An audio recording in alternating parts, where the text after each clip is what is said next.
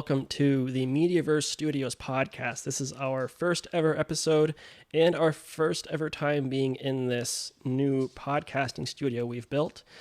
We are here today basically to show this place and announce that we are starting podcast services here at Mediaverse Studios. And we have the privilege of having Jordan Anderson of the ScreenSpeak Podcast here with us. I just got done having a conversation with him for his podcast, so we will provide a link to that in the description. Make sure you go and check out that show because that's talking a lot about this place and this business and what we're all about. And I'm going to be talking to him about what he's all about and asking him what he thinks of this space overall. So with that being said, welcome, Jordan Anderson, and we really appreciate having you on the show tonight. Oh, dude, I'm obviously I'm happy to be here. I'm not used to my full name being read like that, so that's nice. But I actually sometimes just kind of a funny thing on the Anderson last name, apart from all the Matrix references that have happened since 1999. Oh, Mr. Anderson. Oh yeah, that's happened quite a bit. I worked at a movie store when I was 16 years old. I got it nonstop. Oh my God. But I sometimes will put in my middle initial V as in Victor because it was my grandfather's name, and I sometimes will throw that in there when I'm trying to put a little bit of flair and not have it be like a Mr. Smith or Jones or something, because it's a very common last name. I don't know why I'm mentioning that, but I saw the trauma come through as I said Mr. Anderson. Like that comes from a deep place. A little bit of shade thrown at the Matrix. Should we call you Vanderson? I haven't actually heard that one before. That's a first. All right, V. Anderson. Yeah. Starting off, just tell us a little bit about your podcast. What do you do? How long have you been going? Yeah. And where do you go? Yeah. So my podcast is ScreenSpeak. It's available on Spotify, Apple Podcasts, Google Podcasts. You've heard all these podcasters do plugs like this. If there's a podcast platform out there, you can probably find my podcast on there. Started it in August 13th of 2021 to be exact. I know the exact day because I made a graphic that showed like when the whole podcast was going to drop. Nice. Pretty much the inception of it. I mean, it's kind of a long story, but I've gotten decent at giving like the elevator pitch for it, so to speak. Pretty much I had been dinking around with YouTube in one form or another since about 2011, 2012, when I was like midway through college, and kind of just doing like movie reviews, taking inspiration after people like Chris Stuckman, Jeremy Johns, and some of these other YouTubers out there talking about movies. And I'm like, I love movies. I could probably do something similar to this. And when I was doing that, I had fun doing it, but there was no structure. There was no real brand or voice kind of behind it. I was just sort of like, this is my creative outlet. I'm just going to kind of screw around with this and see what comes from it. Sure. Had a lot of fun doing that, but then eventually I sort of hit the point where I'm like, I really want to actually start trying to make something of what I have to say about movies and pop culture and entertainment. And I want to do it in a more constructive and purposeful way. Cool. Okay.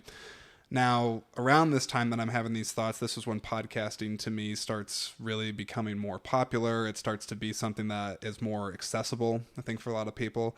And I think eventually for myself, it started to make sense that I can sort of transition what I'm doing to an extent over to the podcasting platform because there's less work at the time that I was having to do with like camera setup and all the technical stuff behind it. Right. So I found it to be more of an approachable avenue to sort of get into and still manage my day-to-day stuff.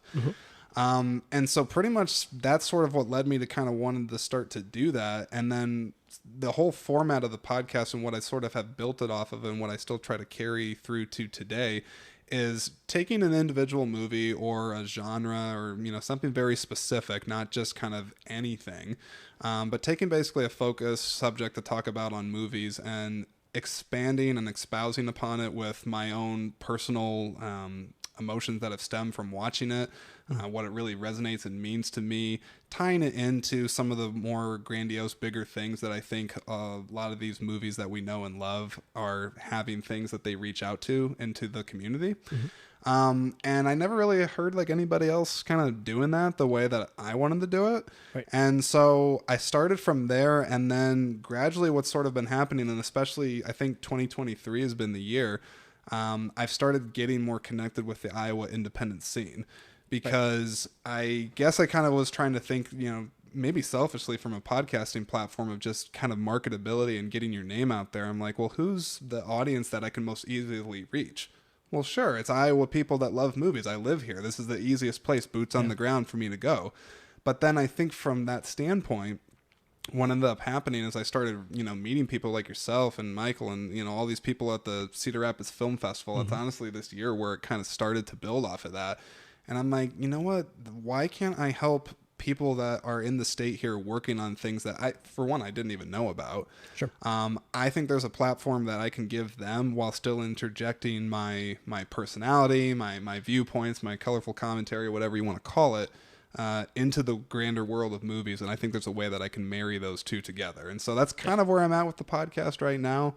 Not sure if that answers your question, but no, absolutely. Yeah, that's where we're at.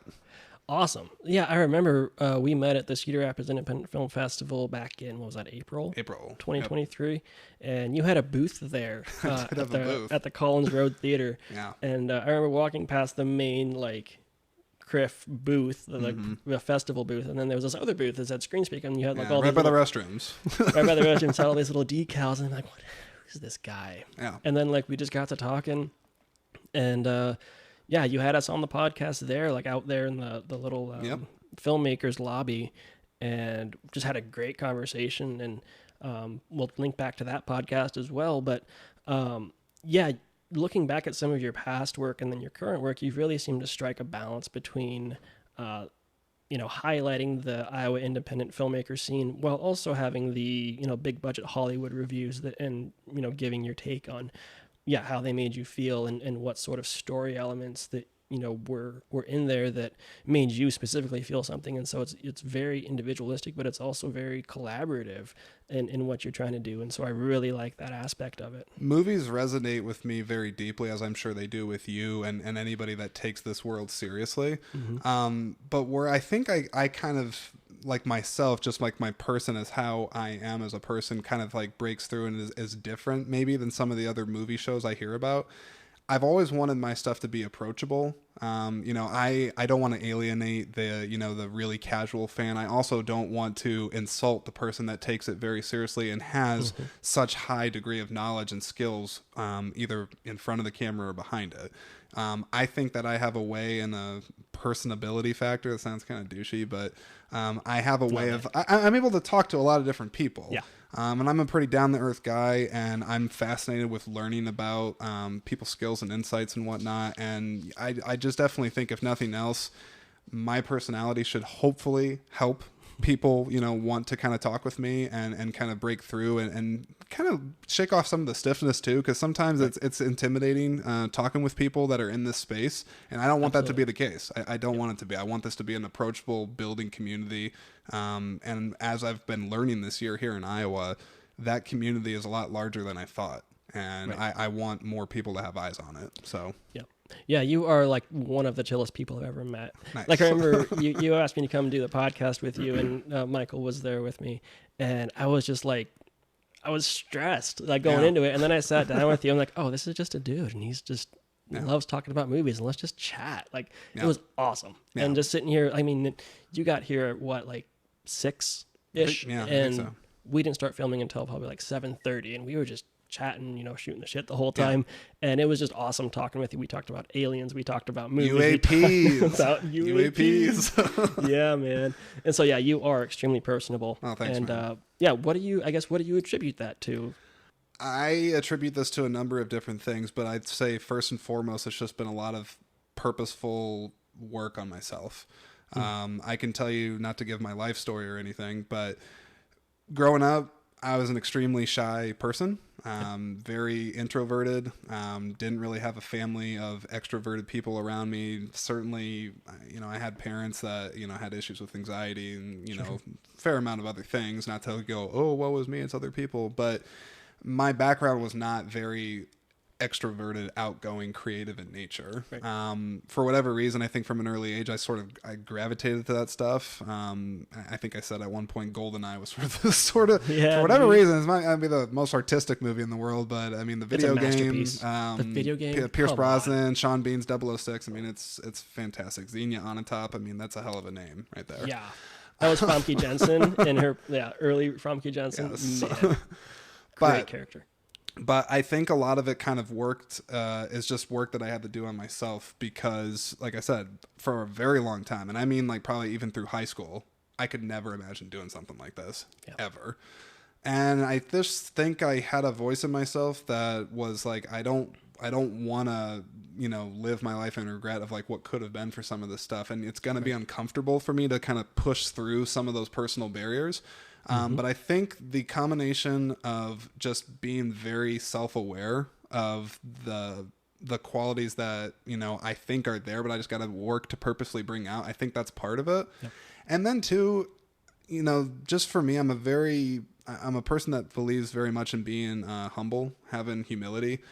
I can't stand it when I'm around arrogant people that even if they've been doing something for 20 years, there's still always something to learn. Yep. And I think I've been able to, at least in my own way, embody the ability to be able to be humble and be like, yeah, I've worked on a lot of things and I have skills and knowledge, but I'm certainly not a full cup on things. Like I'm open. And so I think that kind of nature about myself makes me be a little more down to earth and not so intimidating, if you will. Yep. Yeah. I think the fact that you're talking about something that you are very passionate about as well, and that removes some of that barrier of just that, I don't want to say, that shyness or that just like that wall that you hit when you're talking to someone, if it's something that's really official or really important, that you're not necessarily passionate about. I think that it's easy to overanalyze or get in your head, but when it's something that you're passionate about, like movies, I think that for me, especially when I found my tribe, when I found these, this amazing family of filmmakers, my shyness like dropped like that. I remember the first day I was on set with Michael on their movie, Investigating Christmas. I was the sound guy. I said maybe 5 words all day. And then like the next day, they were like, yeah, Jake's quiet, and stuff. But like, they also gave me shit, and they, they just kind of like dropped all of the ego and all of the, I don't know, the attitude of like, when you go into a room, you don't know anybody, I went in that second day and I felt like I was coming home, that they immediately became family and very friendly, very accepting, very open-minded. And so when you're around those people, it just becomes easy to be yourself and to be personable and, not be in your head about who you are or how you come off. It's just, you can be you. Take off the mask. I think it's well worth saying that just for the subject of movies alone on this, I'm never mistaken in knowing that that's where, whatever I have to say about anything, it all stems from movies. It all stems from the love of movies. I mean, I don't have a voice to say about this stuff without the movies. Certainly not who I am without movies. Right. It's kind of cliche, but movies have gotten me through hard times in my life. They've also been there for me in some of the best times of my life. Yeah. I can't think of another medium that even competes with the singular power that movies has had on me.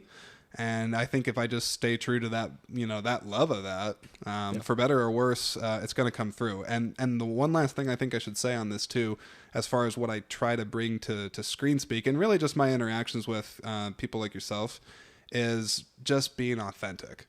I really, really strive for authenticity, even if that means I don't have the perfect wording on something or, something wasn't funny or didn't land correctly or whatever. I just want to be 100% myself. And that's something that I think podcasting is a really unique platform for.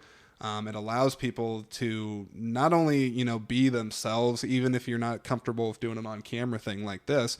It's still a nice, easy way to get into content creation, and you're not having a lot of the eyes and ears on you that you know of, at least to start. Right. So there's an approachability factor, I think, that comes from that. And it's also just fun sometimes just to screw around with it and just like see what you can do with it. There's voice modulators out there now. You can change your voice and do all kinds of crazy stuff. I'll do a plug for one episode here and then we'll keep going. I did a wild episode. If you guys want to see a really wild experimental episode I did on ScreenSpeak, I did an interview with ChatGPT. Artificial intelligence. Nice. I made it happen. I don't know if there's been other podcasts out there that have done interviews with frickin' AI, but I did it. You can make that out of what you will, but if that doesn't get you intrigued on this, I don't know what else will. But anyways, I had to throw that out there. Oh, man. All right, yes, let's talk about some of the movies that you like. What would you say is a genre that you gravitate towards most? I mean, there's so many. It's just like, being asked your favorite movie, but certainly science fiction. Science fiction, for sure. There's a lot of existential questions that come from a lot of movies like that. Yep. Blade Runner is always a favorite of mine. I love 2049. It's one of those rare cases where the sequel, you could almost argue, is better than the original. Yeah. But no, I think science fiction, or I also really do like true life movies.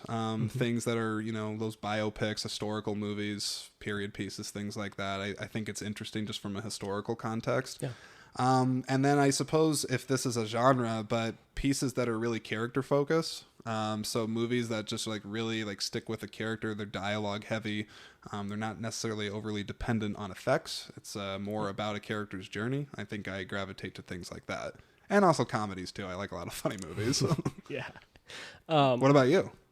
Oh my God, me? Yeah, I'm with you there on the science fiction. Like, you can really play with a lot of different elements in terms of what your setting is, right? You can, I was thinking specifically about like Black Mirror. Like, you can. I've never seen it. Netflix, gotta get in that Black Mirror. And it's like on season 6 right now or something. Yeah.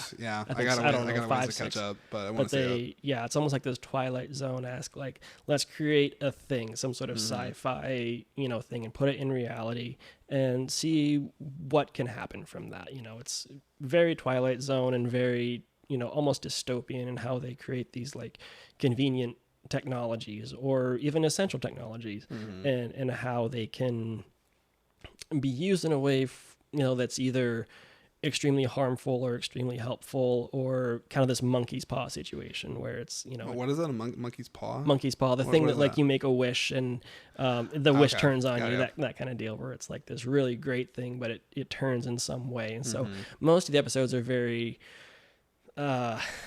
existential or cerebral in a way that you really got to think about what the consequences of technological improvements are. And sometimes there's a happy ending, and most of the time there's a really weird or sad ending. I feel like just from your description of the show, and I mean, I think this is praise for the description and just the show itself from what I hear, but it does seem like one of those shows that I would need to definitely go in with the mindset of like what I'm about to watch is probably going to stir up some things in me, and I'm going to want to sit and kind of ponder things for a while. I feel like that's kind of the show that Black Mirror should be. I'll definitely have to check that out. I like those movies that stick with you. Yeah. That, you're thinking about it even a week after you've seen it. You got to go see it again just to like pick up some more about it. So yeah, movies or shows like that are a little bit, I don't know. You got to be really mindfully watch them, you know, and like the blockbusters, the Marvel movies, those are fun, it's almost like candy for your brain. But... Well, I have like I call them not guilty pleasure movies, but I have like my comfort movies where like it's like things I've seen a million times, but like I'm happy to watch it because it's not to say you turn off your brain, but there's sort of a familiarity that comes with watching something that you really love, and you're just like, oh, I love this movie. I'm just gonna keep it on and just like kind of relive some of the moments. Oh yeah, and easy watch and not like sit back and be like, holy shit, what just happened? Like, all right, what are those for you? The movies of like the holy shit things. No, the ones the easy watch and the easy watches. Kind of an odd one. Fast and Furious Tokyo Drift. Oh my god, that is I'm not even gonna say guilty pleasure because I don't believe in that. I like the movie. Sue me. Hey, it is a movie where it doesn't matter how many times it's on. I can probably just sit and watch it with a grin. Other movies that are really easy, I go back to. Strangely enough, I like this movie Into the Blue. Paul Walker and Jessica Alba treasure hunter movie. Josh Brolin's in it, just low key as a villain in it. That's a movie that's easy to watch. I mean, Jessica Alba was like a crush for a long time. My wife's probably gonna kill me for mentioning that on air, but that was an easy thing, and it's just tropical. It's fun. Treasure hunters. Now, more serious fare for movies that I've watched. I don't know if this like comfort word is the right thing, but just easy rewatchability. But like Shawshank Redemption, I could watch that movie a million times over. Bless you, sir. Jeez. Lethal Weapon. I feel like, actually, hot take on this real quick. Let's go. Lethal Weapon. Okay.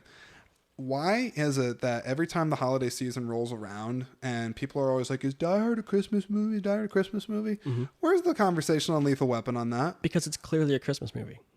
But isn't Die Hard clearly a Christmas movie? It's like the same thing. It takes place during the holiday season. They have like Santa gimmick in there at one point with the I have a machine gun, ho ho ho. Mel Gibson's stopping a coke deal in a Christmas tree lot.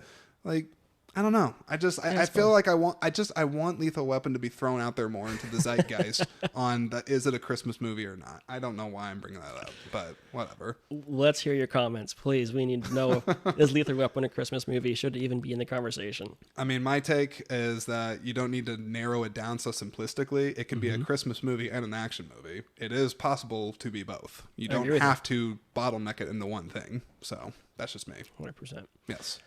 What is next for ScreenSpeak? What is the prognosis? Is it going well? Is it something that you're going to continue doing, or is there growth involved here? So there's a couple questions there. Prognosis, that's a fun word, so that almost might be a word of the day.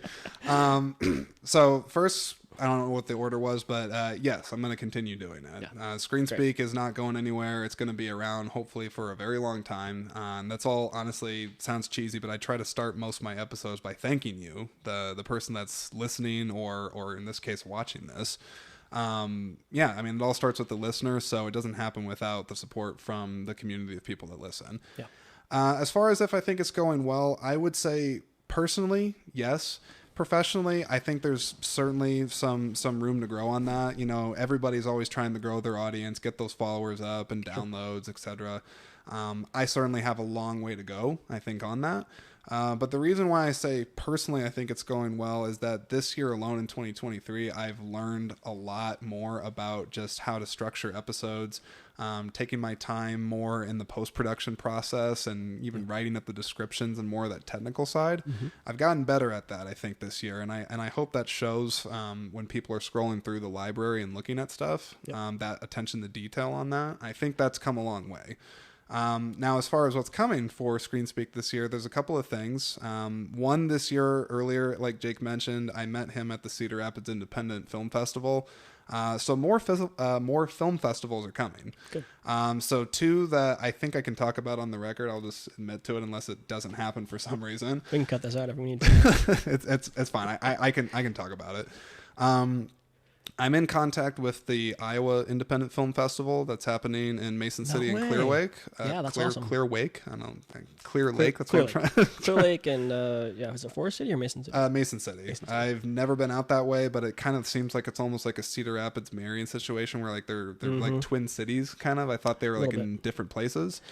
I think it's still like a 15 or 20 minute drive between them, but they're like sister cities. Yeah, that's not bad. It's like it's far up there. So I met one of the people on the board on that film festival at CRIF. Nice. And we kind of had exchanged stuff, and a while back we talked about doing something, and so I'm going to do something similar to what I did at CRIF out there. Okay. I still have details to work out for that, but definitely more will come on that, and that's happening in September. So I'll be there. I was going to say, if you'll be there, if Mike will be there, any of the other Mediaverse people will be there, I'd love to see you guys out there. So let's sit down and have another chat. That'd be awesome. I was going to say, we'll definitely have to because I'm bringing all my recording equipment because they want me to do on-site stuff there like how I did it before. Though I think we can get into the weeds later, but I think recording structure-wise, it's going to be different than the space I had at CRIF. We'll see. Sure. But aside from that, though, in October, I know I've been talking with Film Scene. They have a film festival that they're going to, I don't know like when they're starting to promote it more, probably more in the September timeframe. It's the Refocus Film Festival. Yeah, it's the second annual one, so it's very new in the scheme of things, but Film Scene is a pretty well-known film institution, I think, here in the state of Iowa. So if you recognize them, I would definitely encourage checking out that film festival. The founder of Film Scene, he's supposed to be on my podcast here in the near future promoting that. Cool. So I'm going to be having him on. We'll get all into the weeds on the festival and what it's all going to entail, but I'll be there. Though I don't know if it'll be in the same capacity as far as like on-site recordings. I think I'm going to be there as more of like a media correspondent role as opposed to like doing on-site stuff. Right.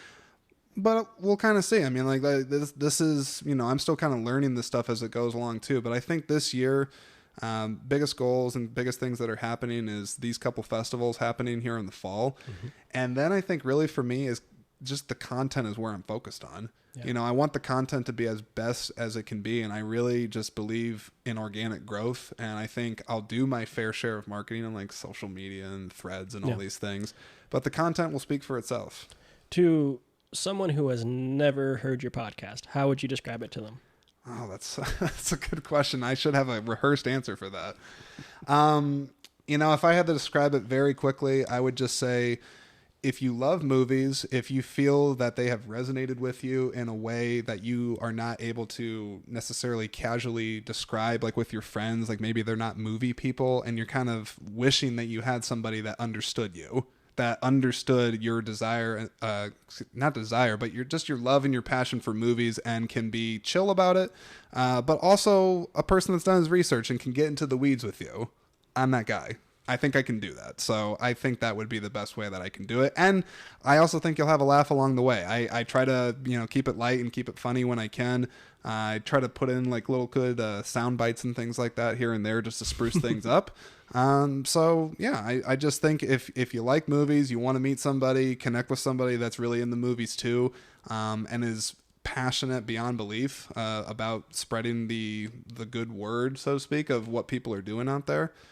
I would hope I'm the person. So yeah, and I'll vouch for him. I mean, his podcast is well produced. It sounds good, and it's very informative. If he's reviewing just a regular, Hollywood movie that he went and saw, his analysis of it is very smart and very helpful and very accessible. It helps you kind of get behind the all the I don't know, I think a lot of reviewers of movies are just like, oh yeah, I liked this part and this part wasn't so funny. They kind of go scene by scene and say, here's what I liked and didn't like. But you kind of give more to the emotion of it, right? You give more words to how this movie as a whole made you feel or how a certain scene made you feel. And I think that's what people really want when they analyze a movie. It's not so much about, and some people want the technical aspect, or they want the, analysis of the writing or whatever, of the scene breakdowns. Yeah. But I think that a lot of people yearn for that kind of emotional connection to movies because that's why they go and see them. Yeah, exactly. And something I would also like to throw out there as well is I'm one of those people where I still buy physical media, love it.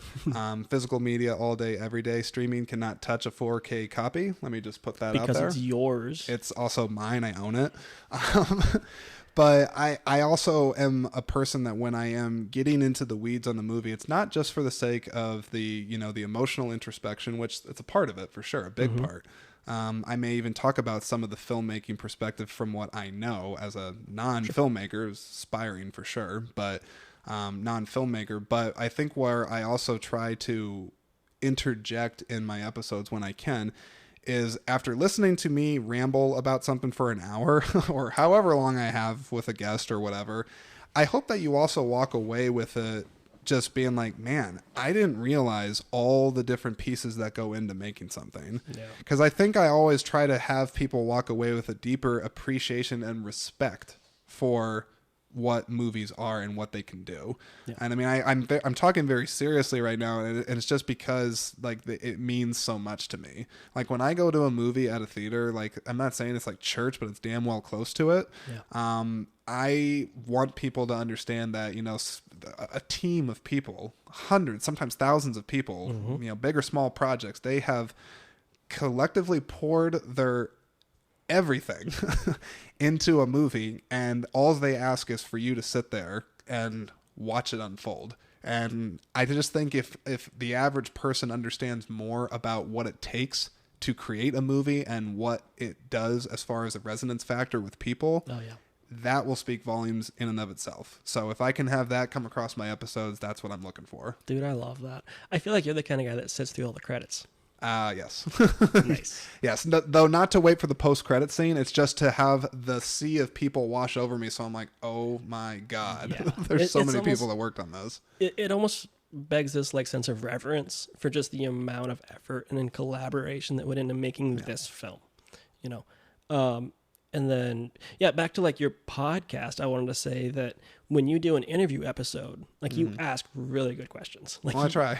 You are very introspective and very intelligent with the way that you word things and the way that you ask and the way you interact with your guest and with your audience. Oh, thanks, man. I appreciate that. I think that it's like I said, very well done podcast. So I would recommend going to see it. That's the nicest plug I've ever gotten. That's fantastic. No, you do a really great job. Thanks, man. I really appreciate it. Yep. Very, very proud of it. Well, we got to talk about Mediaverse Studios. I mean... So go over to the podcast in the description to learn more about what we're doing and where we're going. But for now, I kind of wanted to ask about this space, because what we're trying to do here is we set up this space, and kind of our on-site set decoration team. It's going to be Emma Walker and Brittany Benedict and Sabrina Papagni. They kind of build the vibe here, and as you can see, that there is a lot of set decoration that's gone into this place. We're trying to build this as this section of the facility, at least, into sort of a podcasting studio. When we want to make it modular, we want to make it tailor fit to whatever podcast is coming here. This is kind of like our classic look, our classy, nice. We have really nice gold finishes and candles and all these nice things. But we want to do kind of whatever the client, the podcaster comes and wants it to look like. And so, I guess my question for you then is, what do you think of this space? Is this some place you would want to come back to? How do you feel about the quality? No, don't do it. Oh no, we failed. I'm sorry. I couldn't help but be Joker. First off, when I was coming out here, I mean, I knew that we were going to record something. And I knew that you had said that there was, a space that you guys are working on. It far exceeded my expectations. I don't even know if I had a lot to begin with. Not to say that I didn't have high hopes for, something like really cool. But just seeing like the work that you have here, obviously behind the scenes with Michael, you have all these cameras set up, you have the light rigs here, you even, the monitor here, the attention to detail with the decorations. I think just purely from a technical perspective and just the amount of things you would get from recording here, I mean, that alone has value. I think it does. But where I think kind of the differentiating factor for me, if you will, is you guys, the team. Oh. I just throw that out there because I think it's important that people understand that if they're going to record out here, they also, they don't just want the bells and whistles. They want to know that I'm in a space where people are going to look out for me and like they're going to be respectful of what I want and stuff like that. And I feel that from you guys. So, I mean, that's the highest praise I can give you, is that I think you're giving people not just the tools, but you're giving them some comfort. You're giving them a safe space, if you will, to do this. At ease. So, I mean, that's what I feel. So, well, thank you. And just so you know that he's not just blowing smoke, right? No, I was not paid for this. One, he's not paid, but I do want to ask, like, what is something you would want to see different about this space as a user? Well, that's interesting. I think some of it's kind of like what you had mentioned before. I think like when you kind of get this thing more off and running, I think a lot of it's just in the prep work. Sure. Whether it's somebody fills out a form that kind of talks about like the exact things that they're kind of looking for and how much lead time and prep you put into setting up the space. Cool. I think that will take care of a lot of it. Just kind of giving the person the outlet and the means to be able to express what they want and be open in the process. Okay. And then I think eventually, too, I think you had talked about this before. You kind of mentioned how you can maybe take this space and you could have there be like maybe, let's call it like 3 set themes, right? And then those themes could be something where you can make minor adjustments and stuff, but you're not having to completely rebuild the whole thing from scratch for every single person. Sure. I think eventually like that could be something that could be cool, where you kind of settle on a couple distinct looks that work for a lot of people, but still offer them the ability to be able to put up their logo, or if they want to maybe throw up something in the backdrop or something, or a prop up here, they can do some things like that. That's at least my input. That's great. That's really perfect, and we're going to use that and we're going to work with it.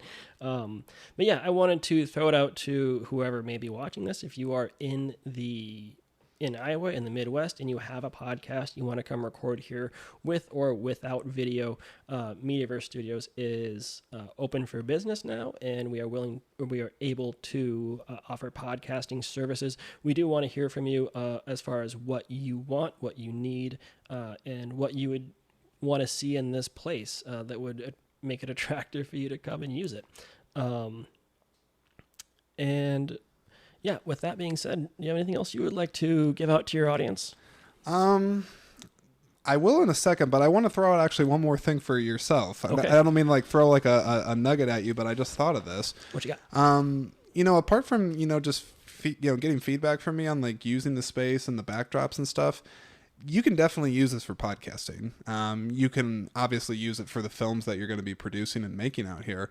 But I also just feel like the world of content creation is so wide and open, and it has a lot of variance into it, that I think you could also, tell people that this space is not just limited to purely podcasts. I mean, somebody may have different types of video shows, or maybe somebody wants to, like a musician, they maybe want to record some sort of like a music video or something. I think, maybe kind of showing that there is a lot of flexibility in the space too, apart from it being, purposely designed for one thing. Right. That's kind of the cool thing about this space, I noticed, that a lot of things are interchangeable. So that's pretty cool. And it's funny you mentioned that, because that is something that we have in mind is we have a lot of shows in the pipeline coming up in terms of just like YouTube shows and live streams that we're going to be doing. We're trying to really maximize the use of not just this space, but also our main lobby, also out here in our film alley, and also over in our Sail Ring theater space. We do have content coming out that's, one, going to be interesting and entertaining, and two, it's going to show the flexibility and kind of modularity of this whole facility, and things that that you could do here. Kind of try to take inspiration of, or build your own version of what we're doing here, whether it's just me in front of a table reviewing gear, or Derek telling a story about some tragedy in Hollywood, or Michael doing a live stream talking about indie films. That's what we're doing here, and it's multi-purpose, right? It's not just for the content; it's also for the collaborative aspects and for the facility usefulness that we're trying to go for. That's awesome. As far as the last thing I'll say, not necessarily to my audience, because I mean, look, Jake, Michael, the guys here, they've been extremely generous with their time, their space, their equipment, everything like that. I think I'll just end on this, man. But something that we had talked about when we were recording my podcast is the emphasis and importance I think that there needs to be had on giving content creators and people in the film community, especially the indie non-union community. I want to throw that out there, just with the strikes and everything going on, is that know that there is still a big world of filmmaking that happens that's outside of the unions. And I'm not saying that, I don't have an opinion on whether they need to be union or non-union. I'm just saying that there's a lot of people that really work hard on this, and a kind word goes a long way without sounding too overly optimistic and kind of, kumbaya, if you will. Right. I just think check out Mediaverse, check out what these guys are doing. They're doing some cool things out here, and that, if you want to see them keep doing these things, it's going to take support. Whether it's kind words, in-kind donations, eventual partnerships that people can do. I mean, these guys are pretty well open to a lot of different things, but they also have structure behind them too. So I think that's a big thing. I really got faith in them. So just check out what they got going on, and I'm sure if you happen to have a moment, you can check out my stuff too. So that's all I got. Thank you very much. We appreciate those awesome words. Thank you for all of your time and for doing your podcast out here and for giving feedback. Dude, I love getting outside of my home office. Are you kidding me? It's a pleasure anytime I can do it. So I was saying, this has been so great. Yeah, really awesome. appreciate it. And you have a dog. And we have a dog. You want to plug the dog? Fly, come here. Let's say what? You can do it. No. Oh. All right. Well, she's in the shot. She's down there. She's just very sleepy. Oh. She's coming center frame. Oh, there we go. There we go. See, and now we got the dog vibe going on. There's a lot of things you can do with this. It's true. Yes. All right, man. With that, we're going to wrap up our first episode of Mediaverse Studios podcast. Thank you very much for watching, and thank you very much, Jordan. And go check out the ScreenSpeak podcast, and we'll have all the links down in the description in that YouTube underwear kind of thing. And thank you for watching, and we'll see you next time. Thanks for having me on, guys. Seriously, this was great. Thanks, Jordan. Thanks, man.